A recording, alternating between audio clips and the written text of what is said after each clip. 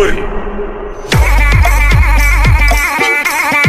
अघोर अघोर महाअघोर, अलख अघोरेश्वर, अलख आदेश, जय महाकाल। हमारे YouTube चैनल अघोर पंथ में आप सभी का हार्दिक स्वागत है। प्रस्तुत है नोटों की बारिश, पैसों की सूखा झरण करने का शक्तिशाली मंत्र, एक यूनिक अमल। तंत्र की रहस्यमय दुनिया में सब कुछ हो सकता है। तंत्र की क्षेत्र में तांत्रिकों का अपना एक अलग साम्राज्य है, जहां अनेक सिद्ध साधक, सिद्ध तांत्रिक गुरु मंत्र साधना सिद्धि के दम पर शक्ति हासिल करते हैं, जिससे वे कुछ भी काम कराते हैं। ऐसे साधक ही एक सफल तांत्रिक कहलाते हैं, सिद्ध गुरु कहलाते हैं। आज हम जिस विषय पर चर्चा करने जा रहे हैं, आप लोगों को फुल डिटेल के साथ बारीकी से बारीकी जानकारी देने जा रहे हैं। वह तंत्र की क्षेत्र बहुत ही चर्चित और रहस्यमय एवं अत्यंत जटिलता का विषय है। वह चर्चित विषय है तांत्रिक पद्धति से पैसों की बारिश का।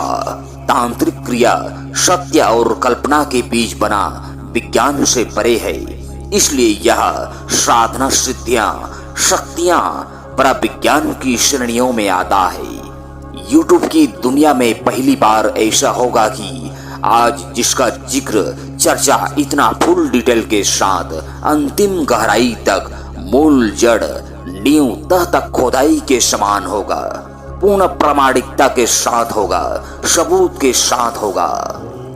नोटों की बारिश वाला कार्य हमेशा से तंत्र की क्षेत्र में चर्चित विषय रहा है। रहस्यमय गुप्त और लुप्त विद्या तांत्रिक प्रक्रिया रहा है। जी हाँ, पैसों की बारिश अपने अनुभव और गुरु अनुभव के अंतर्गत मुझे शिक्षा दीक्षा प्राप्त से मैं यह बोल सकता हूँ, 100% गारंटी दे सकता हूँ कि पैसों की बारिश, नोटों की बारिश होती है, 100% प्रामाणिकता के साथ होती है। इस कार्य को शक्तियां करते हैं और जो तांत्रिक साधक होते हैं वे इन शक्तियों से कार्य करवाते हैं, अपने वश में करके, उसे नियंत्रित करके। इसका मुख्य आधारशिला है मंत्र और साधना सिद्धि, और जो साधक ऐसे शक्तियों से सिद्ध है केवल वही एक सफल तांत्रिक कहलाते हैं। परंतु इसकी सही जानकारी, पूर्ण विधि विधान सहित मंत्र बहुत ही कम साधक और तांत्रिकों के पास होती है। ऐसे विद्या, ऐसे मंत्र तथा ऐसे विधि विधान प्राचीन कालीन इतिहास के पन्नों पर लिखा, सदियों पुरानी गुरु शिष्य परंपरा के अंतर्गत ही गुप्त तरीके से प्राप्त किया जाता रहा है, जो आज भले ही लुप्त के कगार पर पहुंच चुका है, परंतु आज भी गुरु शिष्य परंपरा के अंतर्गत ऐसे विद्या पूर्ण प्रामाणिकता के साथ मौजूद है। जी हाँ, ऐसे मंत्र विद्याएं, ऐसे विधान दीक्षा के बाद गुरु द्वारा शिष्यों को प्रदान किया जाता है। कुछ विशेष विधि विधान के अनुसार सही दिन, तिथि, शुभ मुहूर्त का ध्यान रखते हुए सही साधना स्थल का चुनाव करके कुछ विशेष शक्तियों को सिद्ध किया जाता है। और आज भी गुरु शिष्य परंपरा के अंतर्गत अपने जरूरतों के हिसाब से ऐसे विशेष शक्तियों को मंत्र जप करके साधना सिद्धि के माध्यम से सिद्ध किया जाता है, खड़ा किया जाता है, प्रत्यक्ष दर्शन किया जाता है, उससे 3 वचन लिया जाता है, तभी इस प्रकार के कार्य को अंजाम दिया जा सकता है। इस प्रकार के तांत्रिक क्रियाओं के बीच जो न देखा हो और अचानक कहीं से सुना हो, बहुत से ऐसे लोगों का प्रश्न रहता है, और प्रश्नों में एक ही बात रहता है। उनका यह कहना रहता है कि अगर कोई साधक, कोई तांत्रिक ऐसे इस प्रकार के शक्तियों को यदि साध रखा है, साधना के माध्यम से शक्ति सिद्ध कर रखा है, तो फिर उसे पैसों की फिर क्या कमी है। वे तो किसी भी दिन, किसी भी रात्रि में, क्षण मात्र में ही कितनों भी पैसा मंगा सकता है अपने सिद्ध शक्तियों से। और यदि ऐसा है तो फिर वे किसी के लिए भी मंगा सकता है। ओ तो फिर चलता फिरता एटीएम मानव है जो करोड़पति होगा, अरब खरबपति होगा, यानी कि अर्थव्यवस्था मजबूत है, तो फिर भी ऐसे तांत्रिक किसी औरों के कार्य के बदले पैसों की बारिश वाला प्रक्रिया में मदद करने के बदले शुल्क के रूप में, फीस के रूप में, दक्षिणा राशि के रूप में आम इंसानों से पैसे क्यों लेते हैं? तो इसका उत्तर बहुत ही सरल और सहज है और एक ही जवाब है, सीधा सा। अगर आप आध्यात्मिक मार्ग से जुड़े हुए हैं या तंत्र मंत्र साधना क्षेत्रों की थोड़ी सी भी जानकारी रखते हैं तो आप सब जानते ही होंगे कि शक्तियां वचन के अनुसार ही चलते हैं। हर शक्तियों की एक सीमा होती है और वे उस सीमा से परे नहीं जा सकती। कोई भी शक्तियां किसी भी तांत्रिक मांत्रिक साधकों का एकदम से गुलाम नहीं बनना चाहते, अतः वे आपसे सिद्ध तो हो जाएंगे और आपको 3 वचन भी दे देंगे, परंतु वहीं वे आपसे भी कुछ ना कुछ शर्तों के साथ कम से कम 1 वचन तो ले ही लेंगे। इसी में आप फंस जाते हैं, यह उनका हक है। अतः आपस में आपके और उनके बीच जो भी वचन रहता है वे उसे ना खुद तोड़ते हैं और ना आपको भी तोड़ने देते हैं। तोड़ने पर सिद्धि पुनः खत्म हो जाती है। इस प्रकार से जो साधक और शक्तियों का आपस में वचन रहता है वह हमेशा गुप्त ही रहता है और यही बात गुप्त के कारण ही लोगों की समझ में नहीं आ पाता। यह सत्य है।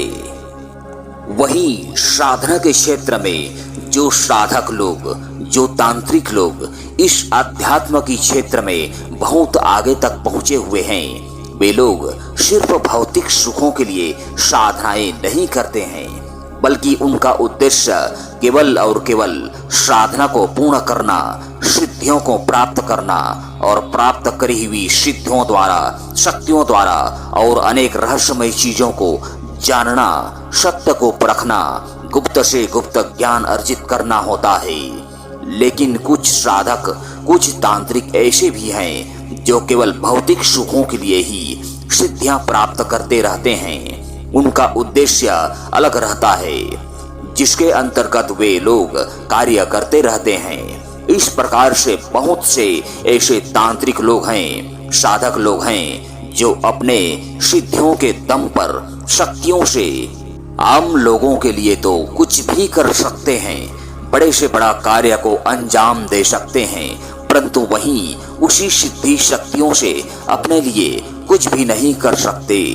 अपने लिए कुछ करने के लिए उन्हें लोगों से शुल्क लेना पड़ता है, फीस लेना पड़ता है, या फिर अपना खुद का कोई बिजनेस करना पड़ता है या जॉब करना पड़ता है। इसका मुख्य कारण है सिद्ध शक्तियों के साथ वचन, जिससे लिया और दिया जाता है। जब वे शक्तियां सिद्ध हो जाते हैं और सिद्ध होने के बाद जब वे साधक तांत्रिकों को 3 वचन देते हैं तो उसके बदले वे कुछ शर्त भी रखे रहते हैं। शक्तियां कुछ शर्तों के साथ 1 वचन लिए रहते हैं, उसी के दम पर वे कार्य करते रहते हैं। इन सिद्ध शक्तियों के साथ तांत्रिकों का ऐसा भी नहीं है कि केवल लोगों के भलाई के लिए सब कुछ किया जा सकता है और अपने लिए कुछ भी नहीं कर सकते। ऐसा कदापि नहीं है। अपने फायदे के लिए भी किया जा सकता है, लेकिन ये साधक पर निर्भर करता है कि इन शक्तियों से क्या चाहिए, कि अपने केवल भौतिक सुखों को पूर्ण करने की आशा है या फिर जन कल्याण करने की। इस प्रकार अगर उसका उद्देश्य सही है, उसे नोटों की बारिश करना चाहिए होता है, भौतिक सुख चाहिए होता है, तो उसी उद्देश्य के साथ कार्य कर सकता है। इसमें इन सिद्ध शक्तियों का यही शर्त रहता है साधक तांत्रिकों के लिए कि जब पैसों की बारिश वाला कार्य 5 बार या 7 बार या 9 बार आम लोगों के लिए भलाई के लिए कर दिया जाए, उसके बाद अपने लिए भी पैसों की बारिश वाला कार्य को अंजाम दिया जा सकता है। तब तक कोई भी सिद्ध तांत्रिक उस पैसों को अपने लिए यूज नहीं कर सकते। यह शक्तियों का शर्त रहता है, अन्यथा सिद्धियां जाता रहेगा। तब तक लोगों से शुल्क के रूप में, फीस के रूप में पैसे लेकर अपना जीवन यापन करना पड़ता है। यही नियम धर्म शर्त साधक तांत्रिकों के साथ शक्तियों का बंधा रहता है। बस सिद्ध शक्ति इसी शर्त के साथ अपना कार्य को साधक तांत्रिकों के ऊपर थोप कर अंजाम देते रहते हैं। यही कारण रहता है कि कोई भी तांत्रिक मांत्रिक साधक आम लोगों से कार्य में पैसों की मांग करता है। इस प्रकार से पैसों की बारिश वाली कार्य के लिए सिद्ध की जाने वाली शक्तियां बहुत ही अलग अलग रूपों में सिद्ध की जाती है।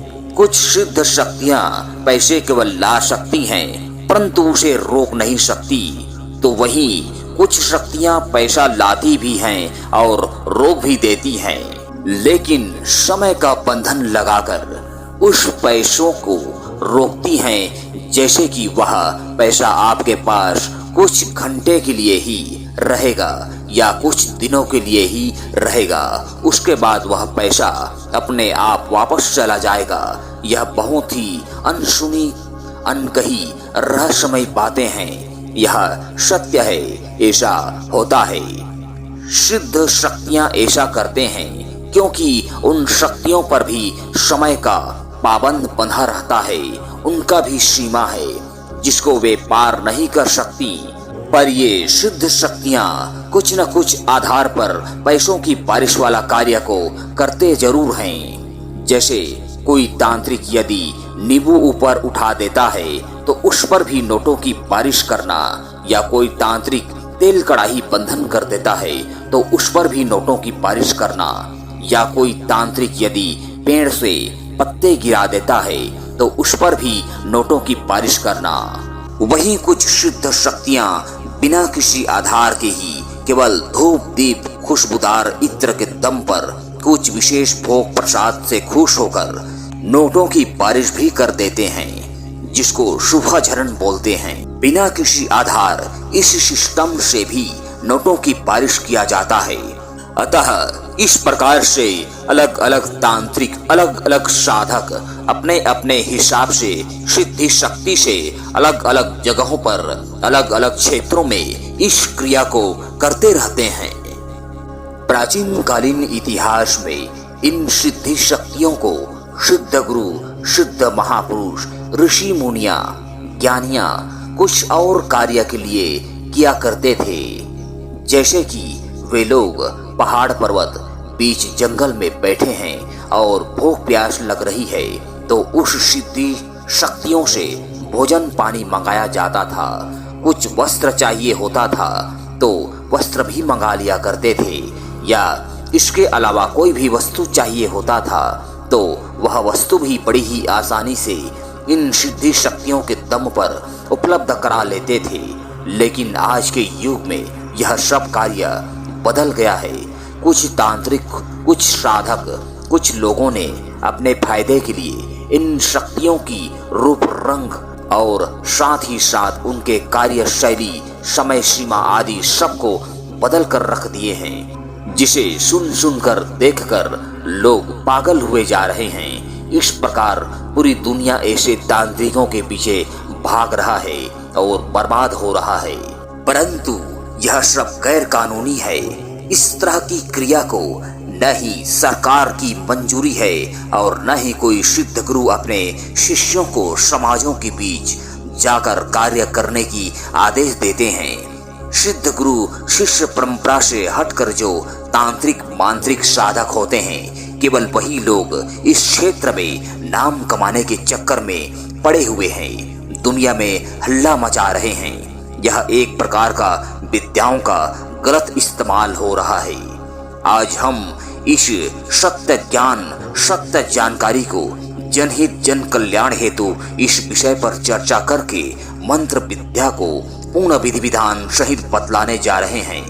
नोटों की बारिश वाला कार्य में 3 चरण होते हैं, जिसको 2 या 3 तांत्रिकों द्वारा मिलकर इस कार्य को अंजाम दिया जाता है। पहला चरण होता है कोई भी शक्ति सिद्ध रूप से खड़ा करना, यह पहला तांत्रिक का काम है। और दूसरा चरण होता है उस सिद्ध शक्तियों को नियंत्रित करना, यानी पकड़ना, उस पर मंत्र जप करके नोटों की बारिश करना, यह दूसरा तांत्रिक का काम है। और तीसरा चरण है सिद्ध शक्ति द्वारा बारिश हुआ नोटों को बंधन करना, स्तंभन करना, मतलब रोकना। अन्यथा तो ऐसे नोट ज्यादातर कुछ समय के लिए ही रुकता है, बाकी गायब हो जाता है, जहां का तहां गायब होकर वापस चला जाता है।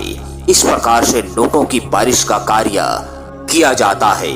परंतु ऐसा भी नहीं है कि यह तीनों चरण को एक ही तांत्रिक नहीं कर सकता। एक अकेला तांत्रिक भी इस कार्य को कर सकता है। इसलिए इस बिंदुओं पर मध्य नजर रखते हुए हम आज जो मंत्र, जो तंत्र क्रिया, साधना सिद्धियां, सिद्ध शक्तियां, पूर्ण विधि विधान सहित मंत्र, तांत्रिक प्रक्रिया बतलाने जा रहे हैं, वह सबसे हटकर एक यूनिक अमल है और अति सरल है, जिसमें किसी को भी डर नहीं है, कोई खतरा नहीं है। इस मंत्र को सिद्ध करने के लिए आप लोगों को कहीं बाहर जंगल, पहाड़, पर्वत, शमशान जाने की कोई जरूरत नहीं है। इसे केवल अपने घर पर किसी एकांत कमरे पर बैठकर किया जा सकता है और जब मंत्र सिद्ध हो जाए तो बड़ी ही आसानी से पैसों की बारिश वाला कार्य को अंजाम दिया जा सकता है। प्रस्तुत है मंत्र।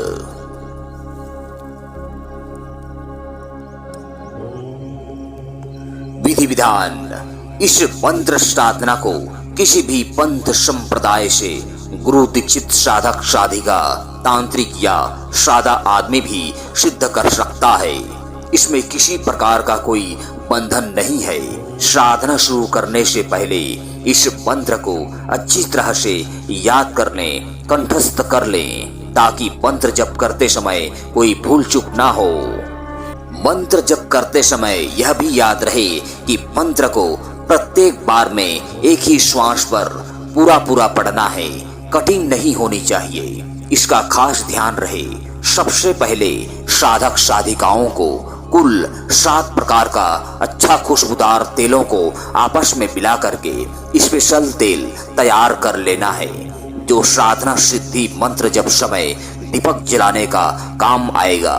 यह 7 प्रकार का तेल निम्न प्रकार से हो सकते हैं, जैसे पहला घी, दूसरा जैतून का तेल, तीसरा तिल का तेल, चौथा नारियल का तेल, पांचवा आंवले का तेल, छठवा सूरजमुखी का तेल, सातवां चमेली का तेल।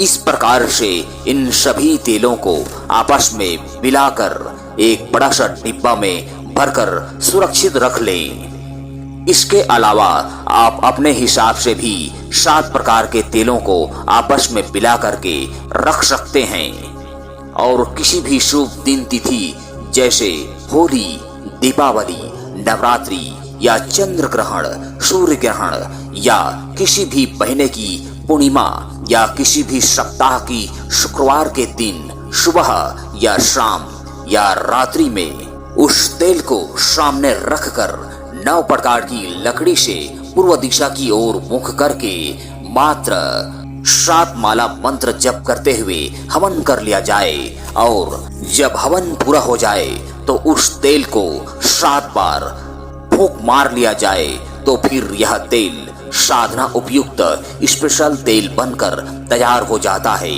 उसके बाद इस साधना को किसी भी सप्ताह के शुक्रवार की रात्रि से प्रारंभ किया जा सकता है। यह 41 दिवसीय साधना है, जिसमें प्रति रात्रि का मंत्र जप संख्या 3125 बार का रहेगा। साधना में साधक साधिकाओं को पूर्व दिशा की ओर मुख करके बैठना है। जलता दीपक का लौ आपकी ओर होनी चाहिए। मंत्र जप के लिए रुद्राक्ष की माला या किसी भी माला का प्रयोग कर सकते हैं। सबसे पहले नीचे जमीन को लीप पोत कर साफ सुथरा कर लें और गंगा जल, गुलाब जल को छिड़क दें। फिर उस जमीन पर आटे से चौक पूर लें। चौका बनाने के बाद उसके ऊपर लकड़ी के एक बाजोट को रख दें और उस लकड़ी के बाजोट के ऊपर ही लाल या काला रंग का 1.25 मीटर कपड़ा को बिछा देना है। अब देवी चामुंडा के लिए आसन बनकर तैयार है। उसी पर मां चामुंडा देवी की एक फोटो को स्थापित कर देना है और उस फोटो की बगल में सामने अपने दायां राइट हैंड की तरफ में एक तांबे या पीतल की लोटा में पानी भरकर स्थापित कर देना है एवं उस पानी पर गंगा जल, गुलाब जल थोड़ा डाल देना है और उस लोटे के ऊपर ढक्कन या कटोरी भी ढाक देना है। उसके ऊपर एक स्वास्तिक का निशान सिंदूर या कुमकुम या रक्त चंदन से बना देना है। इसी प्रकार से अपने सामने बायां साइड लेफ्ट हैंड की तरफ में भी एक तांबे या पीतल की लोटा में जिसमें काला तिल भरकर स्थापित कर देना है एवं उस लोटे के अंदर काला तिल के साथ साथ एक जायफल, एक हल्दी की गांठ और 2 लौंग, 1 इलायची भी डाल देना है।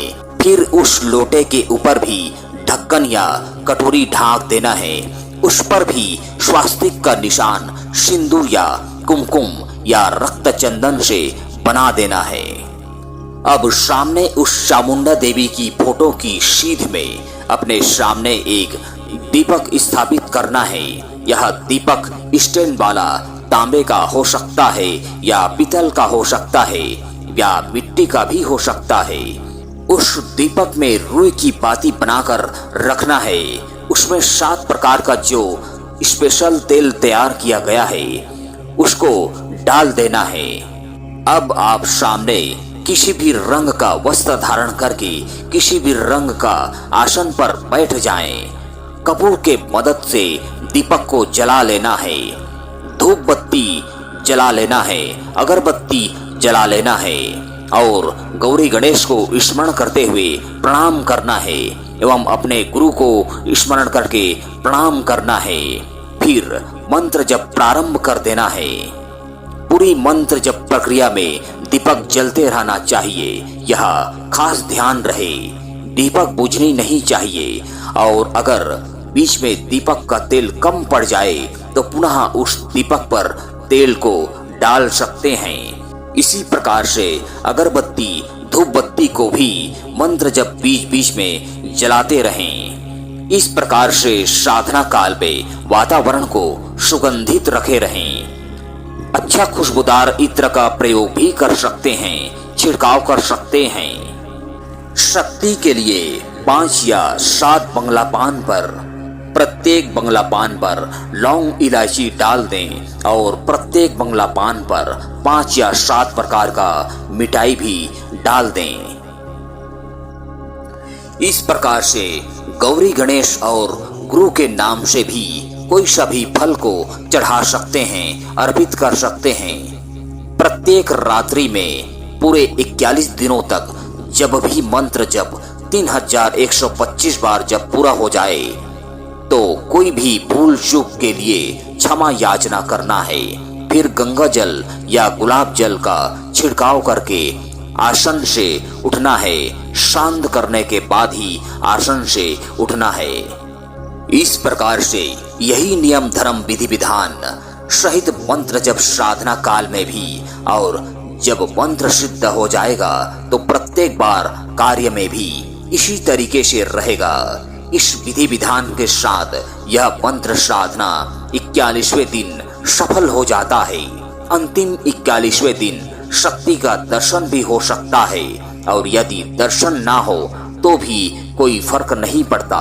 स्वप्न के माध्यम से शक्ति आती जाती रहेगी और भी अनेक गुप्त रहस्यमय बातें हैं। साधक साधिकाओं को साधना बीच अनुभव जो भी होता रहेगा उसे हमेशा गुप्त ही रखना है। किसी और को कभी भी शेयर नहीं करें गुरु के सिवाय। मंत्र सिद्ध होने के बाद नोटों की बारिश वाला प्रक्रिया में प्रयोग काल में इसी विधि विधान के साथ इस मंत्र का मात्र 108 बार जप किया जाएगा और फिर साधक तांत्रिक अपने हाथों से कुछ नोटों को हवा में उछालेंगे और फिर 3 ताली बजाकर बोलेंगे कि जितना चाहूं उतना नोटों की बारिश हो, पैसों की बारिश शुरू हो, और हाथों से इशारा करते रहें तो बस कुछ ही सेकंड में सरसर की आवाजें आना शुरू हो जाएगा। फिर उसी आवाजों के साथ पैसा गिरना शुरू हो जाएगा। इस प्रकार आप जितना चाहेंगे उतना नोट मंगा सकते हैं और जब आपका कोटा फुल हो जाए तो इस नोटों की बारिश को रोकने के लिए इस मंत्र को पुनः 7 बार पढ़कर रोकने का आदेश दें एवं जलते दीपक को बुझा दें और फिर अपने हाथों से रुकने का इशारा करें तो दीपक बुझते ही नोटों की बारिश रुक जाती है। अंत में कपूर जलाकर आरती लेवें और कुछ बूंदें गंगा जल गुलाब जल का छिड़काव कर दें तो शक्ति शांत हो जाती है। इस प्रकार से यह नोटों की बारिश वाला तांत्रिक प्रक्रिया सिद्ध और सफल हो जाता है। यही सूखाचरण का तांत्रिक विद्या कहलाता है। मंत्र सिद्ध होने के बाद इस कार्य को आप कितनों भी आदमियों के लिए कर सकते हैं जो गरीब तबके के लोग हैं, जिसको सचमुच में पैसों की बहुत आवश्यकता है। उन सभी के लिए आप कार्य कर सकते हैं। बिना किसी बंधन के आप कार्य करने के लिए आजाद हैं। परंतु जब भी आप लोगों के लिए नोटों की बारिश करना चाहेंगे उससे पहले उन सभी आदमियों के नाम को एक कागज के पत्ते पर लिखकर एक लिस्ट तैयार कर लें और पूजन पष्ट के दौरान उन सभी नामों को पुकार कर लेंगे। शक्ति को बोल देंगे कि इन अमुक अमुक के लिए मैं नोटों की बारिश करने जा रहा हूँ, मेरा यह कार्य सफल हो जाए। फिर अपने साथ साथ 2-4 व्यक्तियों को भी एकांत रूम में अपने साथ बैठाएं। पर यह भी ध्यान रहे उन सभी आदमियों को पूछ लें कि किसको कुत्ता ने पहले कभी काटा है या किसको जीवन में कभी हथकड़ी लग गया है। यदि ऐसा कोई व्यक्ति आपके उस ग्रुप में है तो उसको अपने साथ रूम में कभी भी ना बैठाएं। बारिश के वक्त बिल्कुल ना बिठाएं, बल्कि बाकी लोगों के साथ दूर किसी और कमरे में ठहरने को बोल दें। इस प्रकार जब तक आपका यह कार्य पूरा नहीं हो जाता तब तक सभी शांति बनाए रखें, शोर शराबा बिल्कुल ना करें और इसका भी खास ध्यान रहे कि उस कार्य वक्त और उससे पहले कोई शराब न पी लें, वरना बड़ी बड़ी भैया के चक्कर में सब के सब अंदर चले जाएंगे, जमानत भी नहीं हो पाएगा। कृपया इस बिंदु पर जो तांत्रिक साधक हैं ध्यान दें। इसलिए पहले से ही उस ग्रुप के मुख्य आदमी को बोलकर चेतावनी देकर रखें। इस प्रकार से अपना कुछ नियम धर्म शर्त अपना कर ही कार्य को करें, अन्यथा गलती होने पर कार्य को टाल दें, यही ठीक रहेगा। इस प्रकार से यह नोटों की बारिश वाला मंत्र साधना द्वारा सिद्ध शक्तियां सिद्ध होकर प्रत्येक साधक तांत्रिकों के लिए सफल कार्य लाइफ टाइम के लिए सक्षम है। इस मंत्र की सिद्धि उपलब्धि के बाद भी इस मंत्र को प्रतिदिन मात्र 108 बार पढ़कर चलाता रहें तो और भी अति उत्तम है। इससे शक्ति बरकरार रहता है। बाकी जो शेष छोटे मोटे बातें हैं सब साधक तांत्रिकों को अनुभव होता रहेगा। इस प्रकार से यह साधना सिद्ध और सफल कहलाता है। अतः आपका यह साधना सिद्ध और सफल हो। धन्यवाद।